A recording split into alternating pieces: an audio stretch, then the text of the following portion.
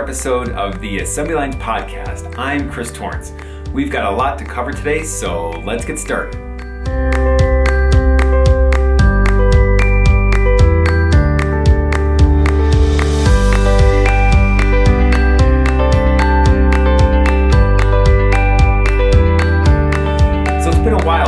My last episode, and there's obviously been a lot going on in the world and we've all been busy. I hope everyone has been keeping safe and healthy.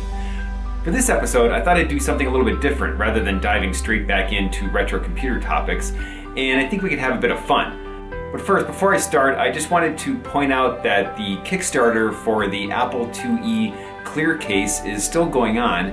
If you don't know about this, I'll have a link in the show notes. I've gone ahead and I've backed this Kickstarter for a clear Apple IIe case, and I'm really excited to see how it turns out. If you aren't already a subscriber, please hit the subscribe button below. I also have a Patreon. If you sign up for that, you'll get all of the updates as well as a special coupon code for my store. I thought it might be a fun thing to do a tell your own story. So basically, how did you get started in retro computing? What was the first computer that you had as a kid? And then what got you back into the hobby years later? So I'll go ahead and I'll start out this episode and give you my story. But what I'd like you to do is to send me your story. And you can send me your stories as either a written story to ct6502store@gmail.com, or you can send me a link to a video. And then next episode, if I get enough of them, I'll go ahead and include your stories. As a bonus, if you send me your story, I'll go ahead and send you a 30% off coupon code for any t-shirts or sweatshirts in my store. So let's go ahead and we'll get started.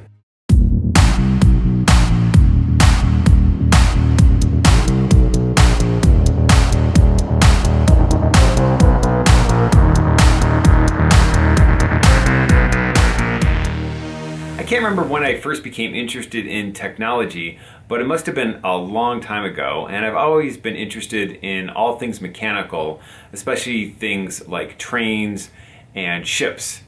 In May of 1977, I was 8 years old, and a certain movie came out that summer which undoubtedly had a huge influence on me. I grew up just outside Detroit, and my middle school had a DEC teletype that was hooked up to a mainframe down at Wayne State University, and we were able to actually use that to play games like Oregon Trail as well as program in both BASIC and Fortran using a card reader. Those early games of Oregon Trail were all text-based, and I can still remember using the DEC card reader to punch out bang cards rather than having to type quickly. About the same time as we were using the mainframes, my school also got some Bell & Howell Apple II computers, and so then I started to use those to program on. And I can still remember the thrill of creating graphics programs on the Apple II and seeing them actually appear on the screen.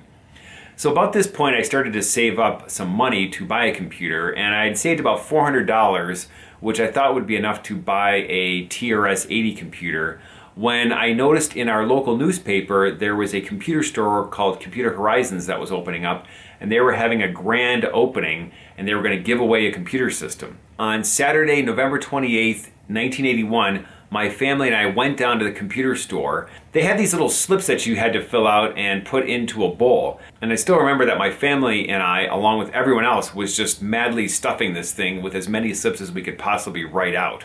Imagine our shock when we were actually the name that was pulled out of the bowl. We had won an Apple II family system, which included the Apple II computer, a disk drive, along with a whole ton of software and manuals. I was 13 years old, and that was the best day of my life so far. They even had my dad's name in the paper a couple weeks later. I took the $400 that I had been saving for a TRS-80 computer, and instead I bought a neck color monitor for the computer. Back then, when you got an Apple computer, you also got a 1-year free subscription to Soft Talk magazine. Little did I know that over 30 years later, Soft Talk would be the magazine that would bring me back into the retro computer hobby. The next year, after I turned 14, I got a job at our local Computerland store, which had just opened up.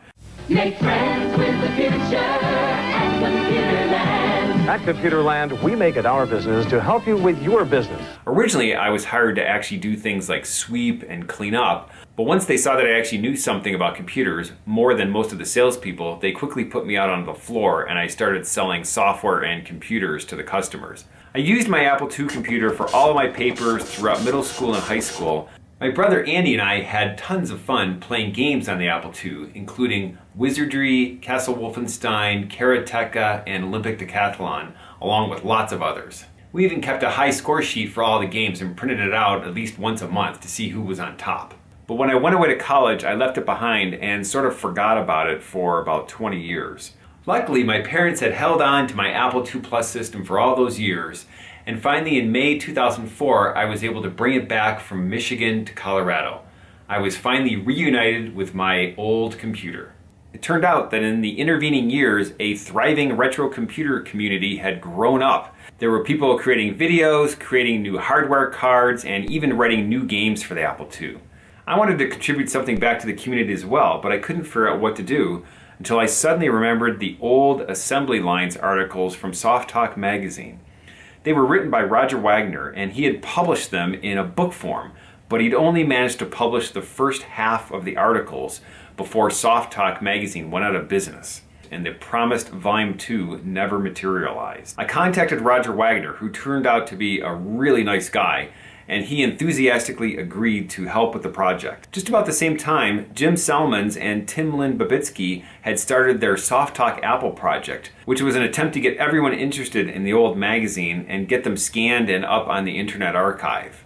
With their help, I was able to track down PDF versions of all of the Soft Talk magazines, including scans of all of the old Assembly Lines articles. Thus began a year-long project to create Assembly Lines: The Complete Book, which was published in 2014.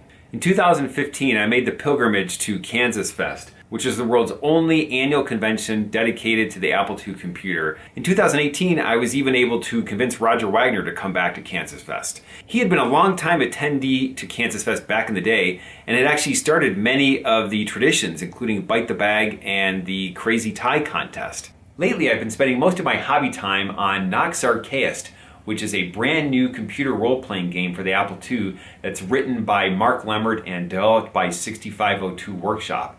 I was involved in the Kickstarter for this game, as well as creating a lot of the physical reward items, including the game box, the manual, the coins, and I'm also developing some of the dialogue for the characters in the game. That's about it for my retro computing story, but I really want to hear your story. Look in the show notes for instructions on how you can send that to me.